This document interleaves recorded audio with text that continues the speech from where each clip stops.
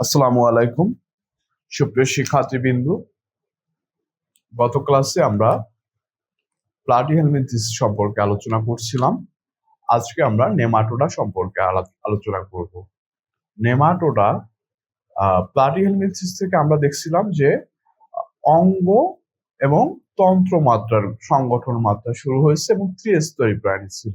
আচ্ছা, তারই ধারাবাহিকতায় আমরা আজকে নেমাটোডা নিয়ে আলোচনা করব। দেখো, নেমাটোডা আসছে দেখো নেমাথুস থেকে, যার অর্থ হচ্ছে, নেমাথুস শব্দের অর্থ হচ্ছে সুতা। হ্যাঁ, সুতা। আচ্ছা, আর হেলমিন্থ শব্দের অর্থ হলো, হেলমিন্থ শব্দের অর্থ হলো কৃমি। আচ্ছা, তার মানে সুতা কৃমি। নেমাটোডা হলো সুতা কৃমি। এদেরকে আরো দুইটা নামে ডাকা হয়, অ্যাসিলোমেন্থিস এবং নেমাথহেলমিনথিস। অ্যাসিলোমেন্থিস এবং নেমাথহেলমিনথিস।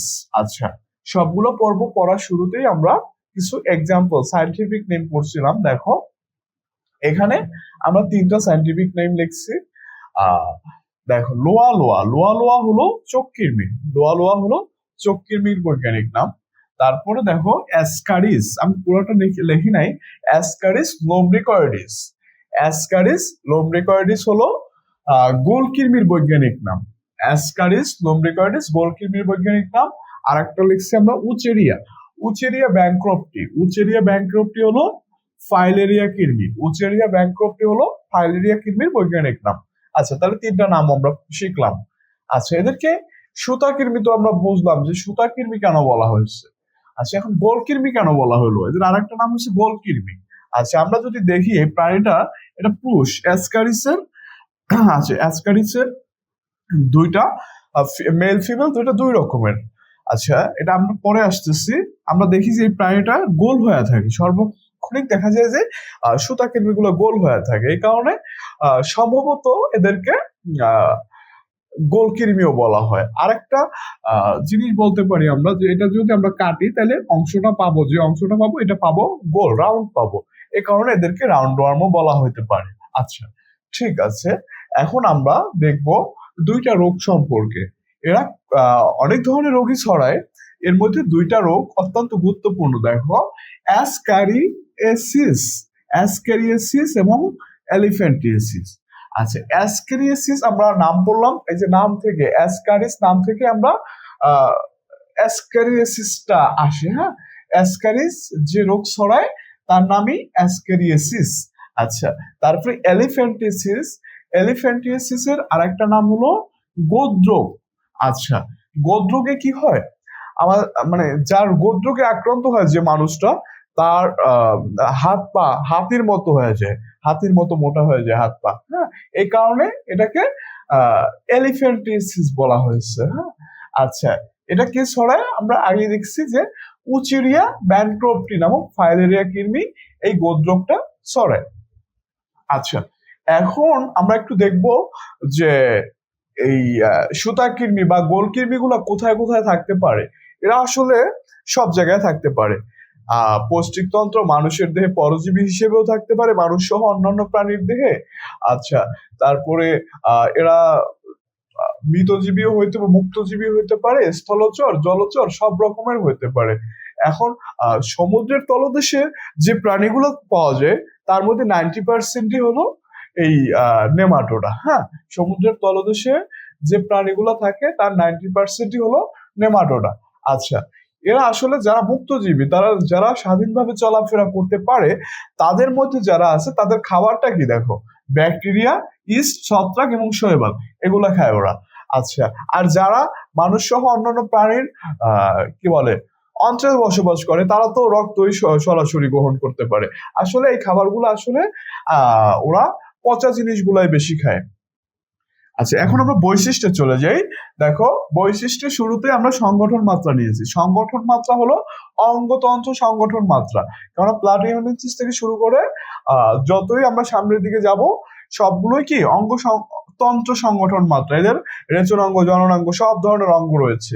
এখন প্রতিসাম্য দেখো, প্রতিসাম্য এই প্রাণীটাকে আমরা কি করতে পারি? ডান বাম দুইটা অংশে সমান অংশে ভাগ করতে পারি মাঝখান থেকে কাটলে। যদি মাঝখান বরাবর কাটি তাহলে প্রাণীকে দুইটা সমান অংশ পাবো, এ কারণে এরা দ্বিপার্শ্বীয় প্রতিসাম্য। আচ্ছা সিলম, দেখো এদের যে দেহ গহ্বরের সিলমটা একটু তোমার ছোট হয়। কেন ছোট হয়? এরা হচ্ছে এই যে ডিম্বাশয় দিয়ে পূর্ণ থাকে, এদের দেহ গহ্বরের অন্ত্র এবং ডিম্বনালী বা শুক্রাশয় দ্বারা পূর্ণ থাকায় এই যে দেহ গহ্বরটা ছোট হয়। আচ্ছা, এখন আমরা একটু আসি সিলমটা কেমন? অপ্রকৃত সিলম বলতে আমরা কি বুঝছিলাম? একটোডার্ম এবং এটা হলো এন্ডোডার্ম, একটোডার্ম। আচ্ছা, আর মাঝের স্তর মেসোডার্মে কোন ধরনের পর্দা থাকে সিলোমে? পেরিটোনিয়াম পর্দা। এখন পেরিটোনিয়াম পর্দা সম্পূর্ণ বেষ্টন করবে না, হ্যাঁ, করলেও আবার কারো কারো মোটেও থাকবে না, এটাই হলো সিলোম। আচ্ছা, তাহলে নেমাটোডা পর্বের প্রাণীতে অপ্রকৃত সিলোম দেখা যায়। অপ্রকৃত সিলোম হলো পেরিটোনিয়াম পর্দা সম্পূর্ণ বেষ্টন করে না মেসোডার্মকে। আচ্ছা, অখণ্ডকায়িত, এদের দিয়ে আমরা কেশো বা যোগের মতো কিন্তু কোনো খণ্ড দেখতে পাই না। আচ্ছা, এই কারণে এরা অখণ্ডকায়িত প্রাণী। এখন দেখো কিউটিকল মানে বাইরের যে এপিডার্মিসটা কিউটিকল নির্মিত। কিউটিকলটা হলো আচ্ছা, আবার কিসের সমন্বয়, কোন ধরনের প্রোটিন নিয়ে গঠিত? ইলাস্টিন নির্মিত প্রোটিন। কিউটিকল ইলাস্টিন নির্মিত প্রোটিনে নিয়ে গঠিত কিউটিকলটা। আচ্ছা, এখন দেখো অনুদৈর্ঘ্য পেশি বিদ্যমান, মানে মুখ থেকে লেজ পর্যন্ত দৈর্ঘ্য বরাবর যে পেশিগুলো থাকে এরকম দৈর্ঘ্য বরাবর, এগুলোকে আমরা বলি অনুদৈর্ঘ্য পেশি। তো অনুদৈর্ঘ্য পেশি আছে, কিন্তু এরকম বৃত্তাকার কোনো পেশি নাই এদের মধ্যে। আচ্ছা, তারপরে দেখো পৌষ্টিক নালীর গঠনটা। এদের পৌষ্টিক নালীটা কেমন? দেখো পুরাপুরি একটা নলের মতো। আচ্ছা, আর এদের দেহটাও একটা নল। তো পৌষ্টিক নালী এই যে মুখ থেকে শুরু করে গলবিল, এবং গলবিলটা কিন্তু একটু বৈশিষ্ট্যপূর্ণ, পেশিবহুল গলবিল থাকে। অন্ত্র দেখো, তো এটা হলো একটা নলের মতো। তো এই কারণে প্রাণীটাও নল, আবার পৌষ্টিক নালীটাও একটা নলের মতো। এই কারণে এদেরকে বলা হয়েছে নলের ভেতরে নল, টিউব উইদিন এ টিউব বা টিউব ইনসাইড দ্য টিউব। আচ্ছা, এখন এই বৈশিষ্ট্যটা কিন্তু কারো নাই। দেখো মুখছিদ্র বৈশিষ্ট্যপূর্ণ ওষ্ঠে পরিবৃত্ত। আচ্ছা, এটা প্লাটিহেলমিনথিসের কি ছিল? সাকার ছিল, হুক ছিল, কিন্তু এটা কিন্তু মুখছিদ্রে পরিণত হইতেছে, মুখছিদ্রে ওষ্ঠে পরিণত হইতেছে। তার মানে কি, এই প্রাণীটা দিন দিন উন্নতি করতেছে। হ্যাঁ, দিনে দিনে যতই আমরা সামনে যাইতেছি তখন তো দেখতেছি যে বৈশিষ্ট্যগুলো উন্নত হইতেছে। আচ্ছা, এগুলো কিন্তু পার্থক্য আকারে লিখতে হবে যখন সৃজনশীলে আসবে যে নেমাটোডা এবং প্লাটিহেলমিনথিসের মধ্যে কে উন্নত, তখন কিন্তু এই পার্থক্যগুলো আমাদের দেখাইতে হবে। আচ্ছা, শ্বসন তন্ত্রটা কেমন? দেখো শ্বসন তন্ত্র অনুপস্থিত, শ্বসন তন্ত্র নাই। কেন নাই?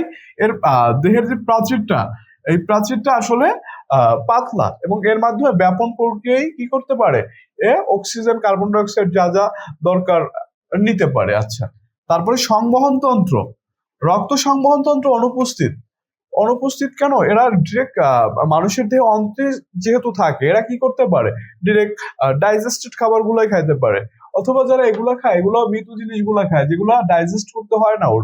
হ্যাঁ, এই বা কি করতে পারে না, শরীরে নেয়ার দরকার নাই ডিরেক্টলি।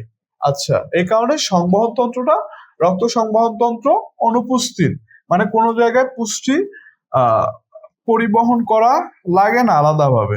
আচ্ছা, প্রাণীটা এক লিঙ্গ প্রাণী। আমরা প্লাটিহেলমিনথিস দেখছিলাম যে একটা প্রাণীর মধ্যেই ডিম্বাণু এবং শুক্রাণু তৈরি হয়, তার মানে কি ছিল, ওরা উভয়লিঙ্গ প্রাণী ছিল, আর ওরা কিন্তু এক লিঙ্গ প্রাণী।